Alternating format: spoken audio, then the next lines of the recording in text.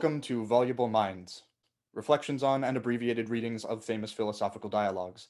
I'm Colin Wulff, Assistant Director of Religious Education at the Fourth Universalist Society in New York City.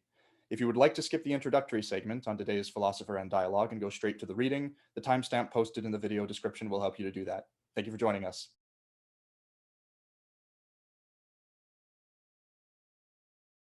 In The Paradox of the Actor, Diderot expounds on a craft that is very dear to me, and dear to many dear to me, and to which he was a regular patron in his life, that of the theater, and more specifically, of its immediate conveyors, actors.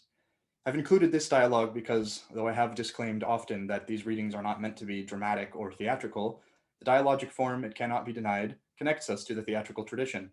If these dialogues aren't outright plays, their authors are nonetheless, as Hume tacitly expresses via Pamphilus, knowingly exploiting a quality which plays do have to engage our attention, to imprint on our memory, and to insinuate their ideas into our human passions and doings. Had Aristotle left us any dialogues, perhaps we would have more material on the nature of the well-made play, which he laid out in his variously interpreted Poetics. But instead, it is the nature of acting that we focus on in a total of 2 dialogues in our whole series, but separated by millennia. In this dialogue, Diderot describes a fundamental difficulty of performance that continues to be a hang-up for many actors today, even though the aesthetic and theatrical sensibilities were very different in his time. The difficulty, as Diderot sees it, and as a theater artist I don't entirely disagree, though I do wince at some of his conclusions, is the seeming trade-off between artistically, intentionally presenting believable or moving choices on the stage, and the actual organic and spontaneous experience of the feelings being portrayed. It is Diderot's considered opinion, as a non-actor, and I admit I have some qualified sympathy for it, that those who are least swept up in impulsive feeling are best equipped to deliver the impression of those feelings with artistry. The actor must therefore rely more on self-control and have recourse to the imagination and historical sources, not to their own limited self and emotional caprice. In this sense, it is almost as though Diderot is suggesting the ideal actor to be inhuman, though not in as debasing a way as certain others would do, as we will see. The actor's self is considered insufficient in his terms, true, but Diderot holds them to an expectation of transcending that, which is nice of him, I suppose. In one notable passage, those who tuned in for the first dialogue of our Diderot unit, D'Alembert's Dream, will see that Diderot does not extend the metaphor of the sentient instrument to the actor, but indeed denies the actor any association with a musical instrument. Though they are not at the mercy of their feelings, they must nonetheless be conscious agents, or artists are they none. They are not, then, as Hamlet resentfully puts to the hapless Rosencrantz and Guildenstern, easier to be played on than a pipe, fret them though we may with scripts and direction. Diderot's interpretation of acting as the meticulous process of trained craftspeople was agreed with in part by scenic designer Gordon Craig. Craig just didn't think the actors were the craftspeople in question.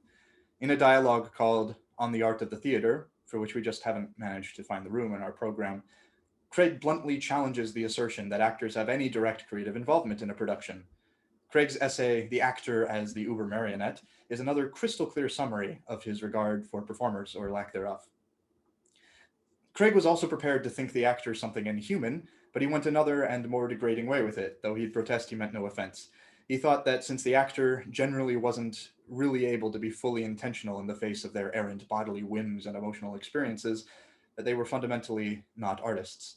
It was better to think of them as puppets to be arranged in a sequence of highly controlled motions that give them minimal opportunity for natural variation and choice-making. To be fair, some forms of theater, such as the Japanese kabuki theater, do interpret the actor as something of a vehicle for tightly organized and significant gestures and posturing, but it is hard to detect any of the stately grandiosity of kabuki in Craig's disdainful account of the actor's uses. Where have we heard it said before that actors aren't artists? Only in our inaugural dialogue of the series, Plato's Ion, though at least in that, Socrates was willing to soften the blow by the suggestion that a reciter's power is divinely bestowed. Impetuosity and lack of control were not liabilities in that case, coming from the highest authorities as they did. They were inspiration itself. Dionysus outright encouraged wayward frenzies in his worshippers, but that benefit did disqualify the poet, actor, reciter of verse from the status of artist. Acting, to Gordon Craig, who references Diderot in both his dialogue and essay on the topic, was rather a means of channeling universal ideas, Indeed, acting as we understand it was to Craig not even entirely necessary to theater. Other theater theorists, like the mystically inclined Grotowski, would declare the extraneousness of such theatrical elements customary to Western theater goers as the script, but even he wouldn't be so bold as to do theater without the actor. Playwright, critic, and essayist Bernard Shaw has a vituperative word or two for Mr. Craig, who may have started their scuffle, for simply wanting to subordinate actors to pretty stage pictures. If Craig had his way, it seems, the proscenia of the world would just be very large frames for scenic design. Paradox of the actor is not evenly distributed between the two speakers, with the first evidently being Diderot's mouthpiece, and speaker two for the most part listening, yet offering some helpful prompts. Long sections of Paradox of the Actor much more resemble a one-sided lecture, like this, skip if you want, than a dialogue. Gordon Craig's would inherit this structural imbalance. So funnily enough, D'Alembert's dream is the more redolent of the theatrical craft which Paradox makes its business, which is not in itself a paradox, but is anyway unexpected. Though one quote from the third dialogue of D'Alembert's dream transfers quite nicely to this one. Dr. Bourdieu, whom we didn't meet, says, "The art of creating things which don't exist by imitating those which do is true poetry. On this occasion, instead of citing Hippocrates, will you allow me to quote Horace? This poet or maker says somewhere, 'The supreme merit is to have united the pleasant with the useful. Perfection consists in reconciling these two things. An action which is agreeable and useful should occupy first place in the aesthetic order, and we can't refuse second place to what is useful, so third place will go to what is pleasant. We'll give lowest rank to something which brings neither pleasure nor profit.'" These ideas precede by over a century the Stanislavskian revolution that redefined on an international scale the whole approach to acting as a craft. Now filtered through generations of interpretation, its manifold contributions are today stereotypically, misleadingly remembered in popular conceit as the almost parodic method of actors fusing psychically with their roles. Paradox of the Actor was written somewhere between 1770 and 1778, though published posthumously in 1830. Since Stanislavski's work in the late 19th and early 20th centuries, a long pedigree of thinkers, artists, and theatrical practitioners have amended, warped, improved, reset, and commented on the purpose of acting, and specifically on the systematic process of doing it well.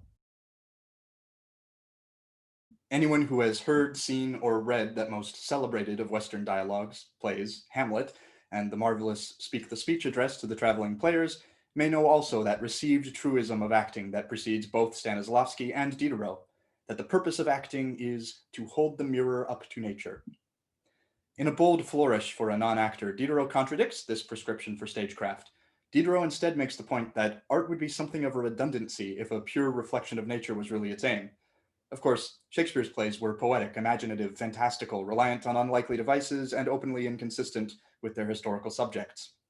So we shouldn't necessarily take this literally as Shakespeare's opinion of theater. Shakespeare was after, and has lasted for his impressively close approach to, a different aspect of human nature, and was not himself a writer of what we would come to understand as the realism and naturalism that Stanislavski advocated, and of which playwrights like Ibsen and Chekhov were considered exemplars. Though beware interchanging those terms, naturalism and realism, because different mediums and different people within their mediums may have different notions of what they imply. Nonetheless, that phrase, mirror up to nature, has stuck as gospel in the Western theater world, however few performers really hew to it in practice, so it seems Diderot wasn't able to overturn the bard.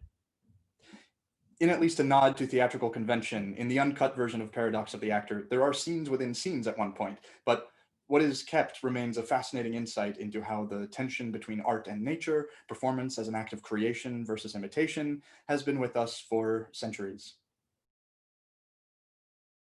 We open Paradox in a scene between two speakers discussing the actor David Garrick, considered an early embodiment of naturalistic acting. But Diderot was more partial to the actress La Clairon, of whom you will hear more, and the name of which may ring a bell, or sound a bugle, from Diderot's contemporary Voltaire's hymn again, Candide. In one scene, Candide is reminded of his love Cunegonde while watching La Clairon perform during his travels. She was a very well-known presence on French stages during much of the 18th century. I'm joined today by Katie Fanning, my good friend and an excellent classical actor.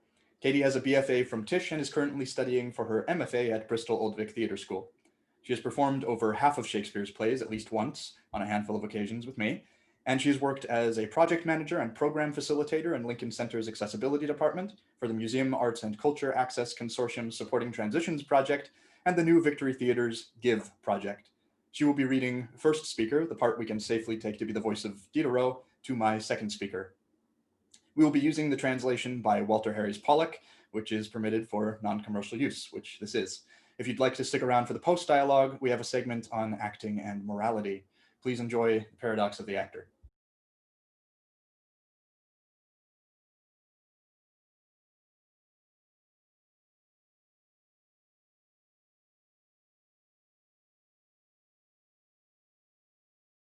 That actor's work was crabbed, obscure, complicated, and bombastic in style, however full of commonplace.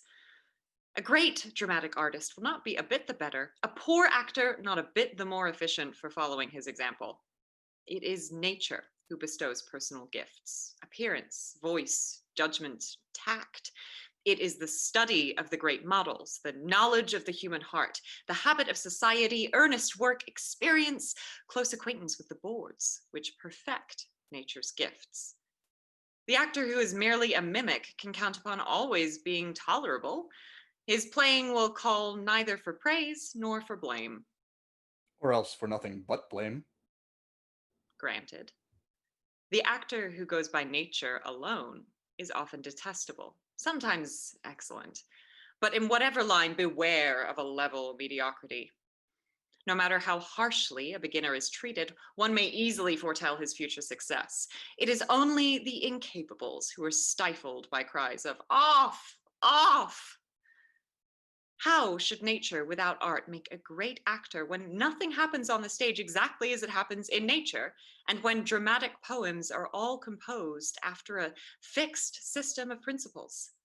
And how can a part be played in the same way by two different actors when, even with the clearest, the most precise, the most forceful of writers, words are no more and never can be more than symbols indicating a thought, a feeling, or an idea, symbols which need action, gesture, intonation, expression, and a whole context of circumstance to give them their full significance? Consider the unequal acting of players who play from the heart. From them, you must expect no unity. Their playing is alternately strong and feeble, fiery and cold, dull and sublime. Tomorrow, they will miss the point they have excelled in today, and to make up for it, will excel in some passage where last time they failed.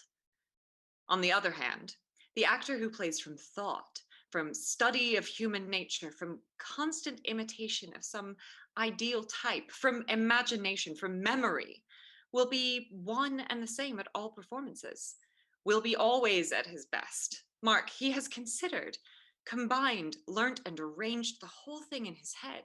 His diction is neither monotonous nor dissonant. His passion has a definite course. It has bursts and it has reactions. It has a beginning, middle, and an end. The accents are the same. The positions are the same. The movements are the same. If there is any difference between two performances, the latter is generally the better. He will be invariable, a looking glass, as it were, ready to reflect realities and to reflect them ever with the same precision, the same strength, and the same truth.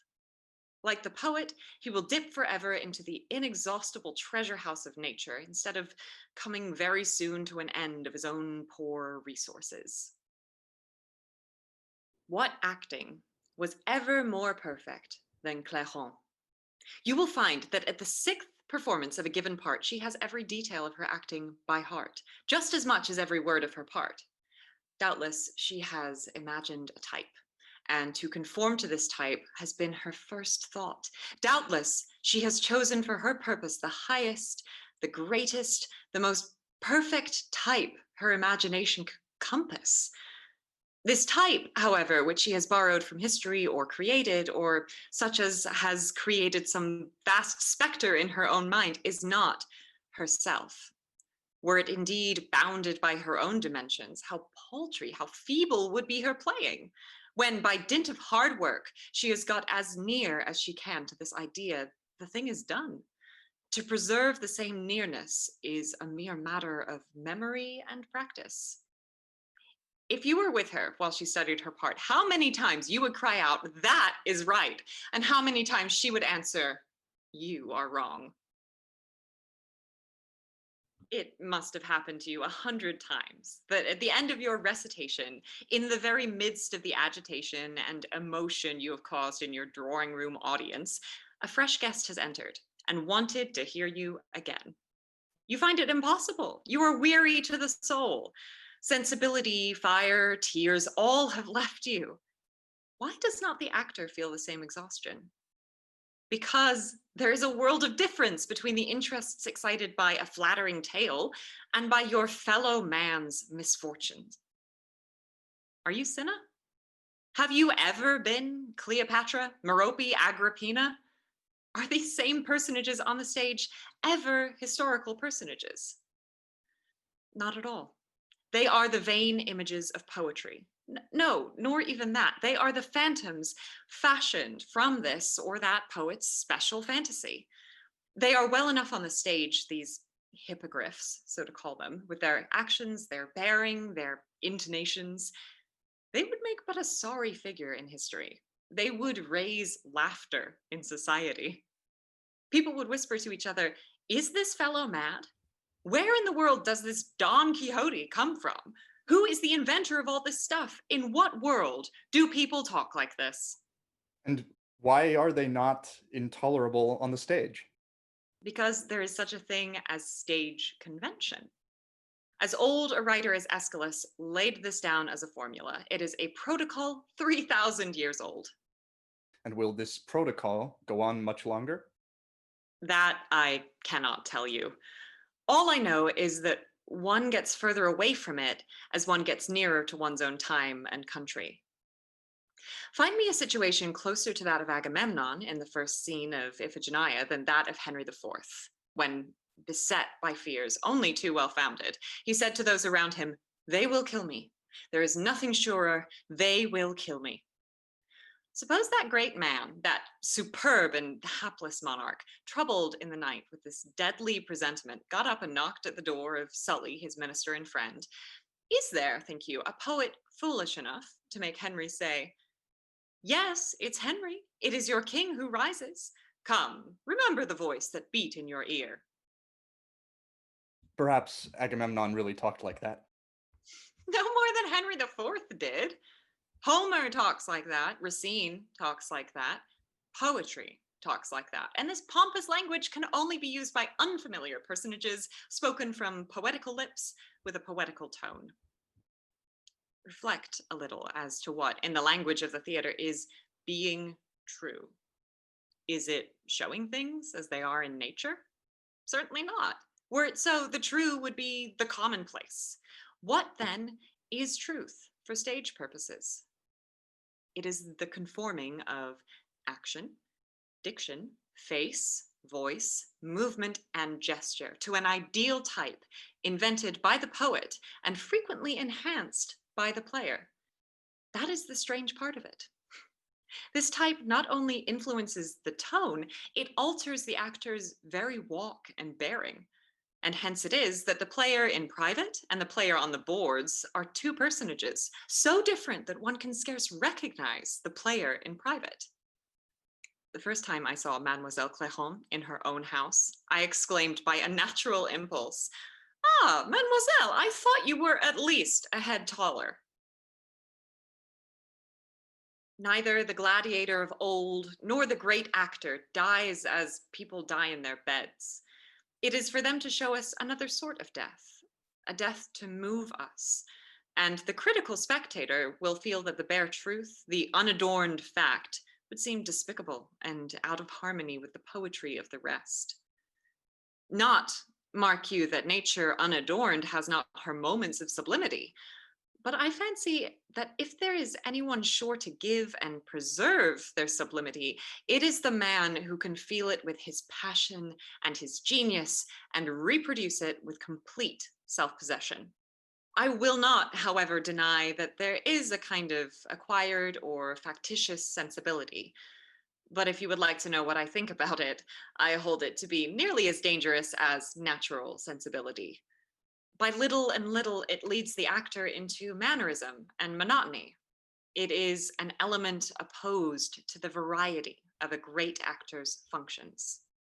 But if a crowd of people collected in the street by some catastrophe begin of a sudden, and each in his own way and without any concert, to exhibit a natural sensibility, they will give you a magnificent show, and display you 1,000 types valuable for sculpture, music, and poetry. True enough. But will this show compare with one which is the result of a prearranged plan, with the harmony which the artist will put into it when he transfers it from the public way to his stage or canvas? If you say it will, then I shall make you this answer. What is this boasted magic of art if it only consists in spoiling what both nature and chance have done better than art? According to you, the great actor is everything and nothing.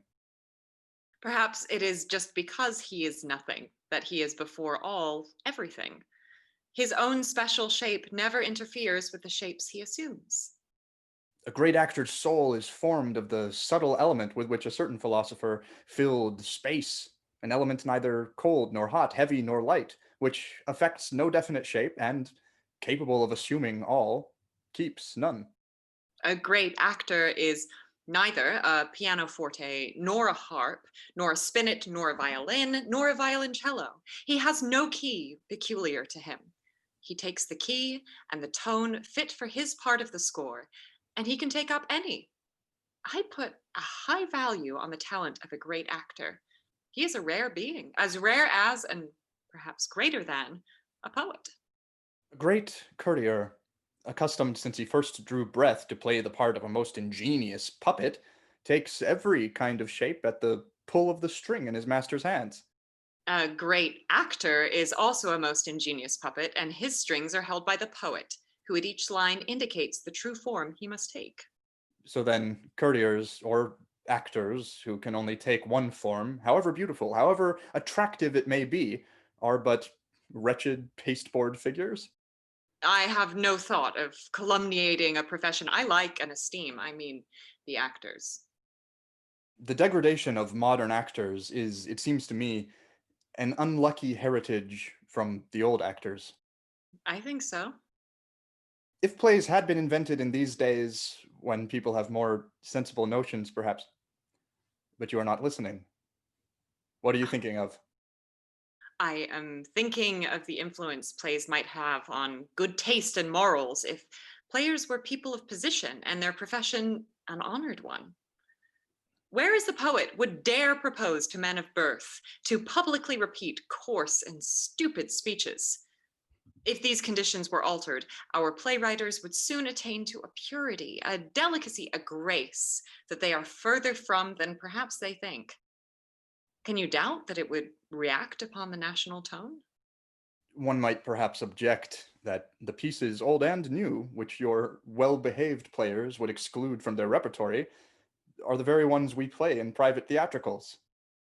And what difference does it make if our fellow citizens lower themselves to the level of the most wretched players? Would it be the less useful, the less desirable that our actors should raise themselves to the level of the best citizens? The change is not easy. He then who leaves least to the imagination of the great actor is the greatest poet. I was just going to say so. When by long stage habit one keeps a stage accent in private life and brings into it Brutus, Cinna, Mithridates, Cornelius, Merope, Pompey, do you know what he does? He couples with a soul, small or great, exactly as nature has cut its measure, the outward signs of an exalted and gigantic soul that is not his own. The result is ridicule. What a cruel satire is this, innocent of malice prepense on actors and authors. How so? Anyone, I imagine, may have a great and strong soul. Anyone, I imagine, may have the bearing, the manner, the action appropriate to his soul. And I do not think that the expression of true grandeur can ever be ridiculous. What follows then? Ah, you rogue. You dare not say it, and I shall have to incur the general indignation on your behalf. It follows that true tragedy is yet to seek, and that with all their faults, the ancients came nearer to it than we do. I have only one more question to ask you. Ask it. Have you ever seen a whole piece played to perfection? On my word, I can't remember it. Stop a bit. Yes, sometimes. A middling piece played by middling actors.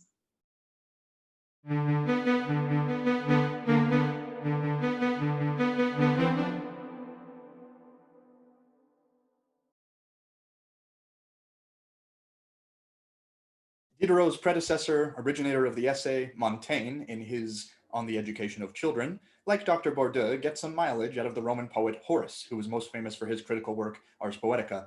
Montaigne quotes Horace's epistles, who, after carefully dressing himself in a lined garment, can change his way of life and can play both roles with equal ease. Such a man I admire.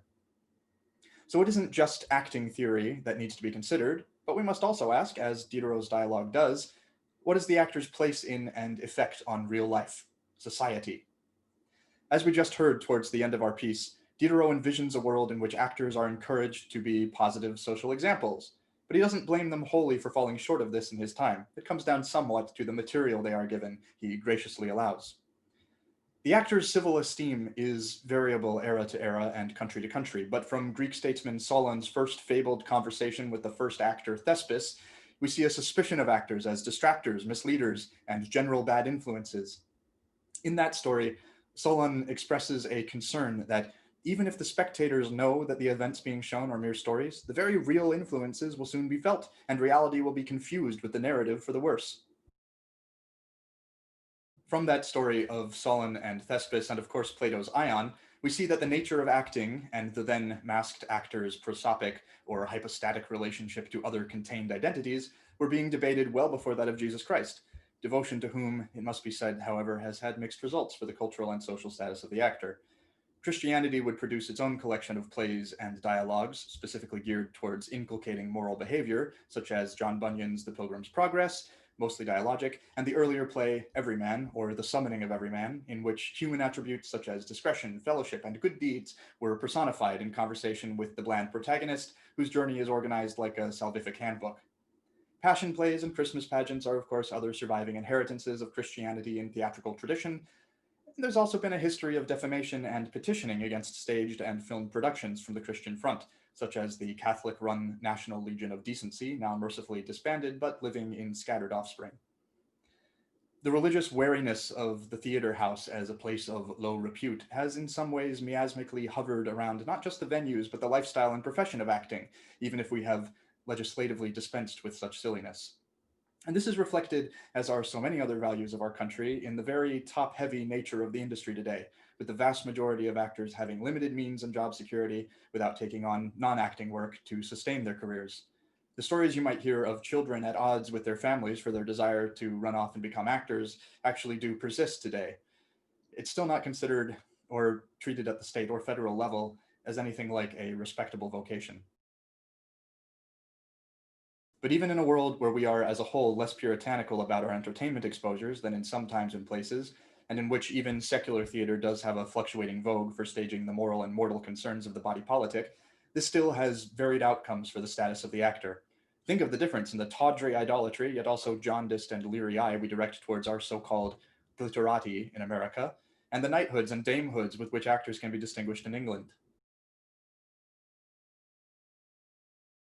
Montaigne, from the same earlier referenced essay on educating children, will close out this acting and ethics section with a, bless him, quite generous and somewhat coy statement on the sportive ventilatory effects of theater, which isn't to say of the buildings themselves. Montaigne writes, "Acting does not seem to me an unsuitable pastime for children of good family, and I've seen our princes lend themselves to it in person, after the example of some of the ancients, in a most honorable and commendable way. In Greece, it was even permissible for men of quality to make acting their profession. I've always thought it unreasonable to condemn this amusement, and unjust to refuse entrance into our large cities to actors who are worth seeing, thus begrudging the populace of public entertainment. Wise administrators take care to assemble and unite their citizens not only for the serious duties of religion, but for sports and spectacles as well, to the enhancement of good fellowship and friendship among them. For my part, I should think it reasonable if the magistrate and the prince were sometimes to give the people a show at their own expense, out of paternal kindness and affection, and if in populous cities there should be places appointed and set apart for these spectacles, as a diversion from worse actions performed in secret.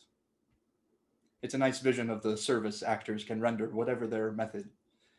Thanks for staying for the post dialogue. This ends our Diderot unit.